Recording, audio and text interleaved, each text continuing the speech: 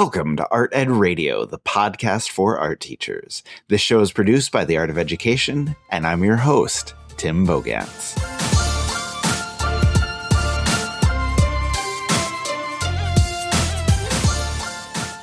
Going viral is the dream of every marketer and advertiser. You want hundreds of thousands, if not millions of eyes on your product, getting your name and your design out there to everyone. And every couple months, one of those viral breakouts just happens to have to do with art. And we're going to talk about that today. The 3 times the art world broke the internet. We'll talk about the infamous dress, whether it was black and blue or white and gold, the horrible Old Navy shirt that was disparaging artists, and the red cup that allegedly showed how much Starbucks really hates Christmas. My usual partner in crime, Andrew McCormick, will join us in just a couple of minutes to talk about these viral moments and, more importantly, what we should and should not do in our classroom with ideas that have been presented through social media and pop culture. Now, providing students time to think about ideas and teaching them how to express those ideas is a huge part of the learning process. Allowing students to make art about issues that are important to them will make for a powerful learning experience. If we can bring in ideas from the outside world, though, like pop culture in particular, that gives students an automatic in that we can capitalize on when we want our students to make that meaningful work. It needs to be done in the right way, however, or we run the risk of students creating work to which honestly, they're ultimately indifferent. And I want to talk about 3 big social media moments that recently made their way into the mainstream and some approaches that I've taken to kind of bring those ideas into my classroom. But before we do that, I want to tell you about the Art of Ed class called Instructional Strategies for Art Teachers.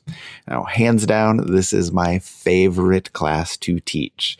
It gives you so many great ideas about drawing and painting and sculpture and ceramics and fibers, everything that you want to teach.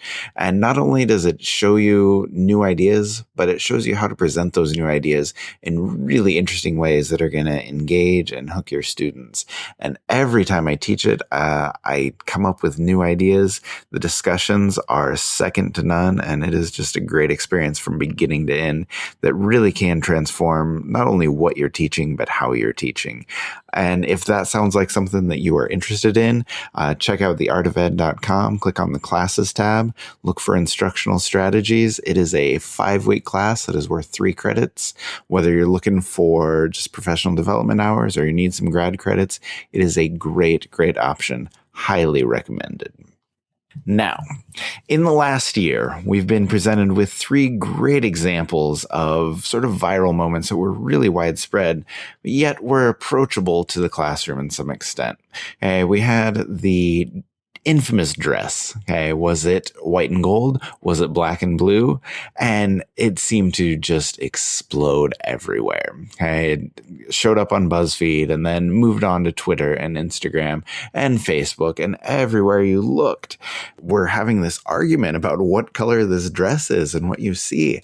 And I don't even know why people were so passionate and so argumentative about it, but it was fantastic to watch. Like, are you on team blue and black, or are you on team white and gold? How does this happen? Why does it look different for different people?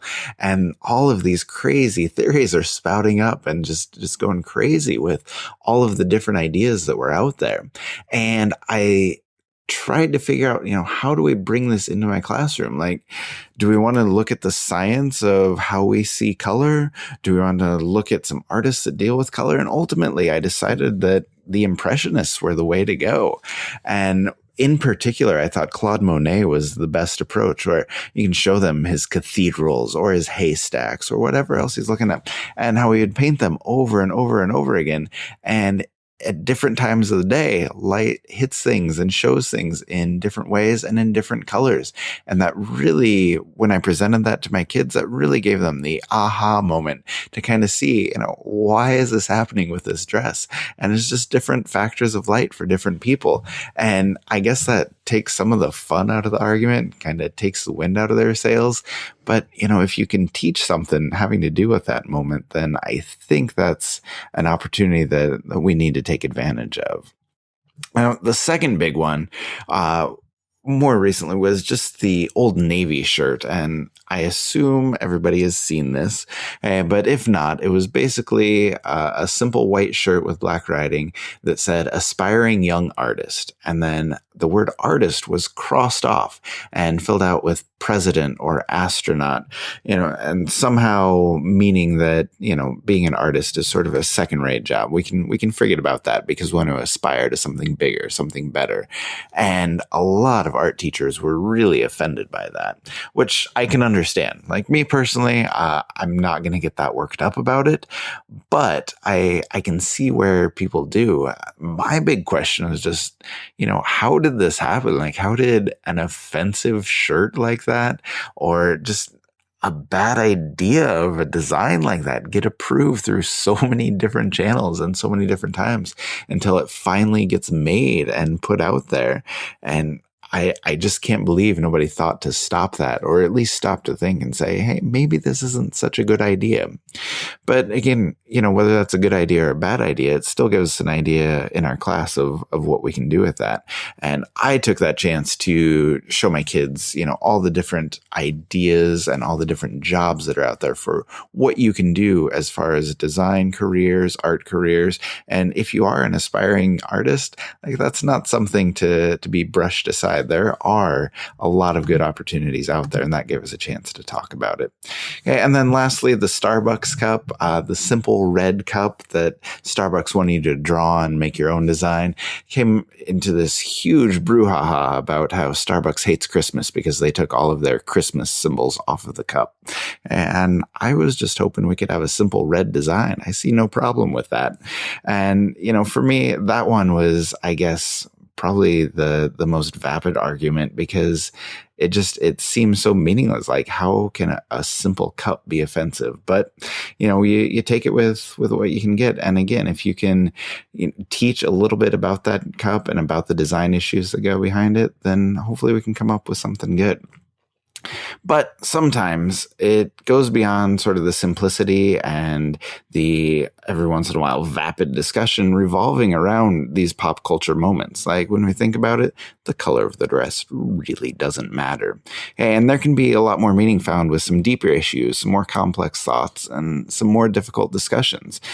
It's really just all about the approach. So I want to bring Andrew on right now to talk about sort of the opportunities presented by these viral moments, some of the reasons he looks for those deeper issues, and also some of the trials and tribulations that can come along if you don't approach those moments in just the right way.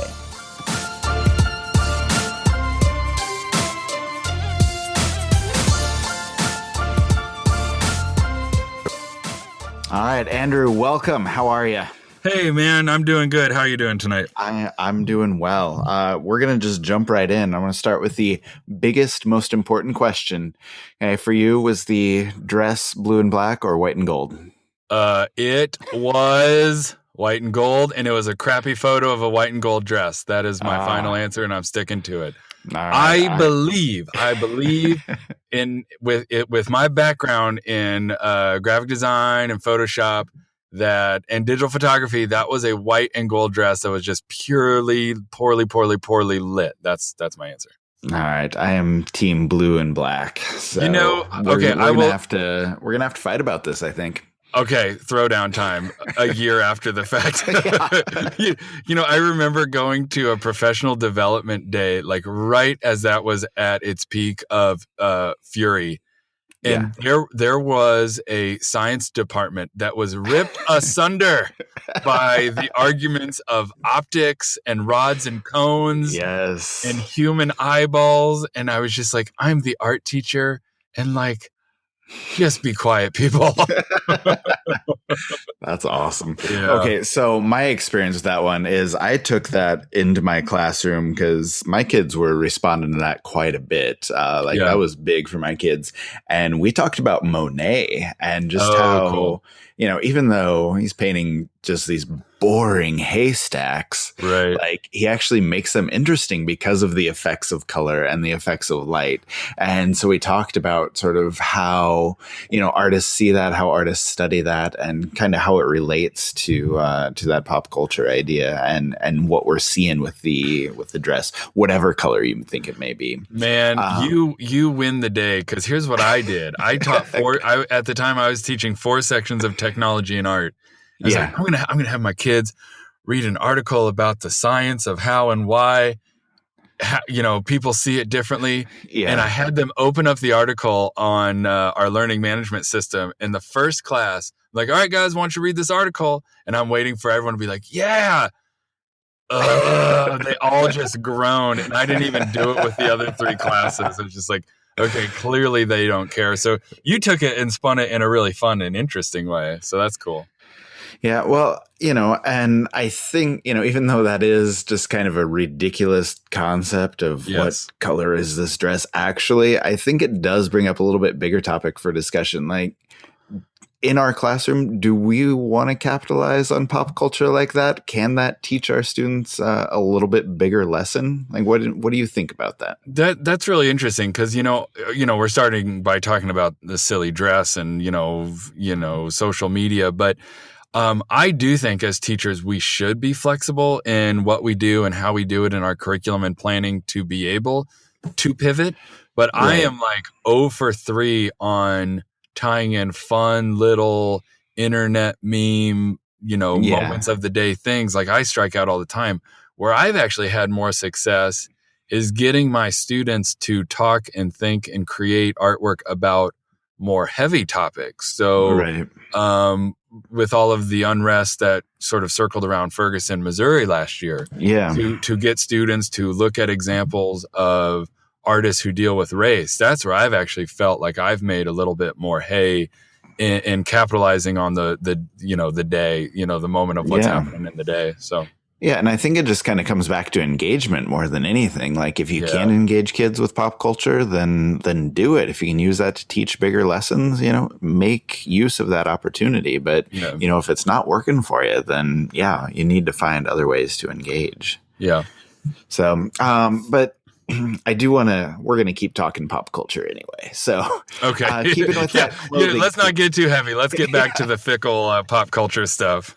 Let's talk about Old Navy. So, I assume you saw that shirt with the aspiring young artist text. And then they cross out artist and write astronaut, or they write president. Yes. And I know you're on the Art Teachers Facebook group, and that exploded. It really did. Social media, not just Facebook, but Twitter and Instagram just went crazy. And I guess my question for you, were you kind of on board with that reaction? Like, did you feel disrespected by that, either personally or professionally, when you see that word artist being crossed out? No, here's the thing. It wasn't that I felt disrespected. I just felt kind of like confused on both sides. Like, I was confused by the people that designed it. Like, okay, why, like, what is this message? Not offense, but just like, that's just kind of a lame message and not effective. And then I was also confused by people who were like ready to burn down Old Navy stores. Just like, how dare they? Like, okay, temper your outrage a little bit here. Like, I was a little confused by that as well. I just ultimately thought it was like a really bad shirt and a bad design. Like, I as a teacher of many, many students and as a father of 3 children, I want all possibilities to be exalted and on the table. Artists, president, scientists, like, why we have to have a shirt and a company say, forget this one and do this one. I think I would be equally confused and outraged if there was a t-shirt that said, scratching out the word lawyer and said artist. I'd be like, well, we need lawyers too. And that's a great profession. It just seemed weird. I don't know. Yeah. So, okay. So can you help me, I guess, wrap my head around this? Like, the whole design process, like, first of all, isn't there some irony there in like that an artist had to design that shirt? Hey, but more importantly, like, I don't understand what they're getting at or what they're trying to do. Like, how did nobody see that shirt and say, this is a terrible idea. Why are we doing this? Like, where is that breakdown? How do people, like, how does that go through all the steps needed to create that shirt without anybody saying, maybe this isn't the best? Yeah, I think it probably started that way where someone was just like, oh, this is, forget art, let's be this. But then I think it gets to the point, maybe this is the cynic in me who's jaded. I kind of think that they knew what they were doing. They knew that they were going to have a spotlight on them, good, bad, and indifferent. I mean, all publicity is good publicity, and maybe that's it. But you're right. I mean, I think of this poor person who was like tasked with, hey, designer, we want you to design a shirt that makes fun of your own profession. Yeah. It's just like, oh man. I don't know. True. Yeah, it's tough. I don't know. And like you said, maybe that is the cynical approach, but it's definitely kind of where my head went at that same time. Hey, all I know is I'm a taller person, and Old Navy makes 36-inch inseam pants. So like, I'm still buying pants from Old Navy. I still love you, Old Navy. So, I got to get my pants somewhere. Okay. All right. So I don't even know how to move on from that. I don't know. You don't move on from that one. We should just call the episode.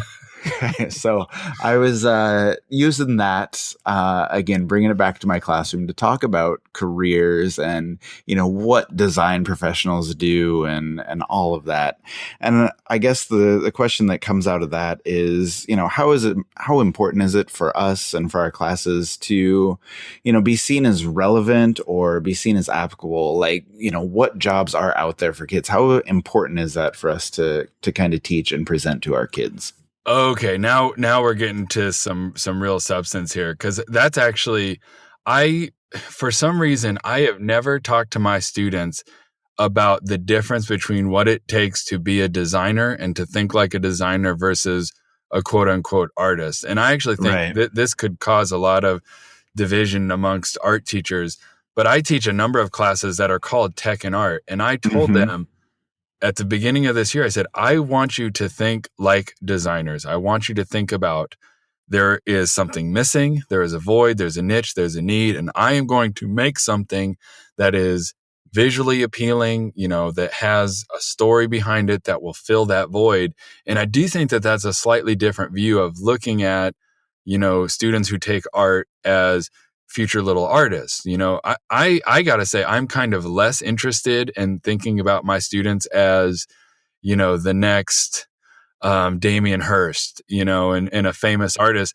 I want them to be someone who can think of, we don't have a thing, and I'm going to design and make that thing for this purpose. So that's actually where a lot of this stuff, bad design t-shirts and, crappy photographs and internet memes, that's where I immediately go, is to like, okay, let's think like a designer, and how could this be more effective, or was it effective even?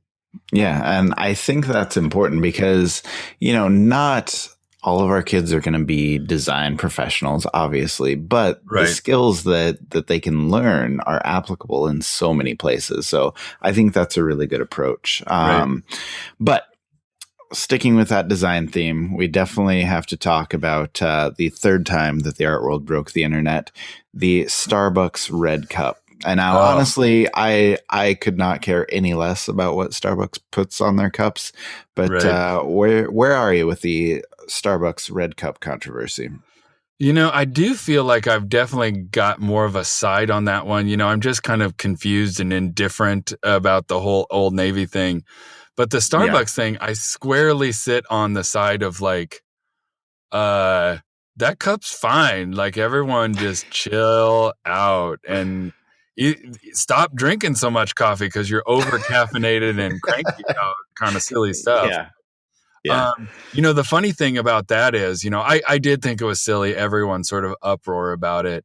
I wanted to capitalize on it, just like you said, the question. And I have a class called, this was my older students, Advanced Tech and Art. And I brought to their attention, guys, Starbucks is catching flack because of this. And they didn't, a lot of people thought their design wasn't respectful.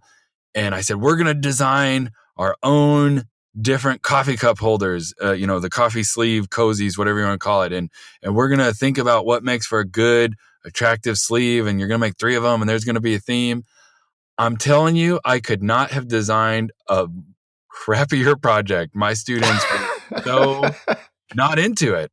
And this was like at the peak of the uproar over Starbucks. We started the project like 3 days after like the most intense battle of Starbucks coffee cups, and they were already disinterested. And, I just think that shows with a lot of this stuff, the memes and the virals, this and that it is very fickle. It's here today and it's gone today. And that's why I kind of think it's tricky as an art teacher to try to capitalize on that stuff, because by the time you get to it, your kids might have already like been totally over it. I mean, I was just starting to learn how to whip a nay-nay and now everyone's dabbing. And like, I missed the boat on all that stuff. So I'm over trying to be culturally relevant, I guess. Yeah. It sucks getting old, huh? Man, it sure does.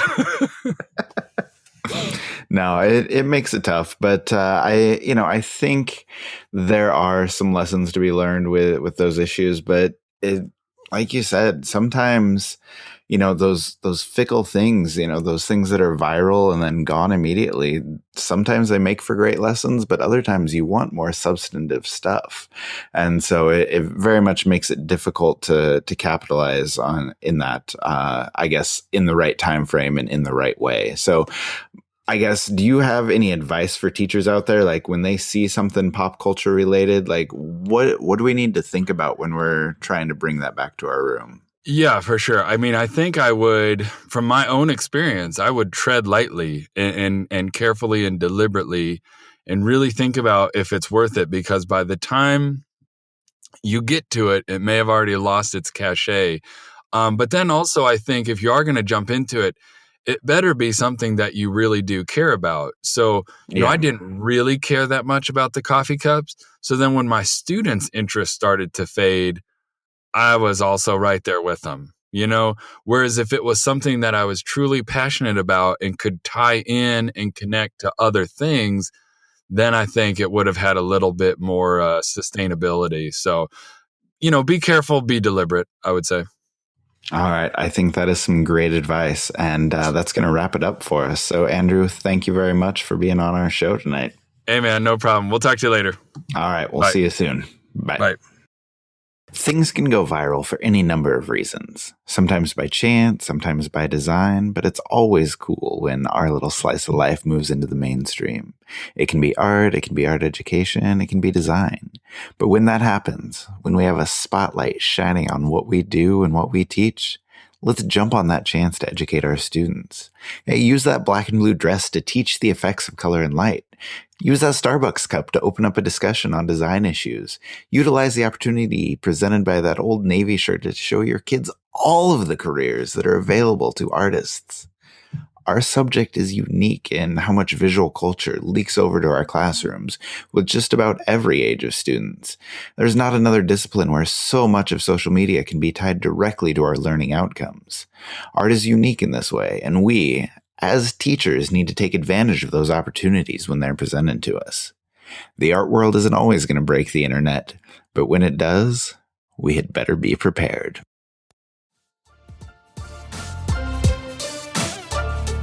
Art Ed Radio is developed, produced, and supported by the Art of Education with audio engineering by Michael Crocker.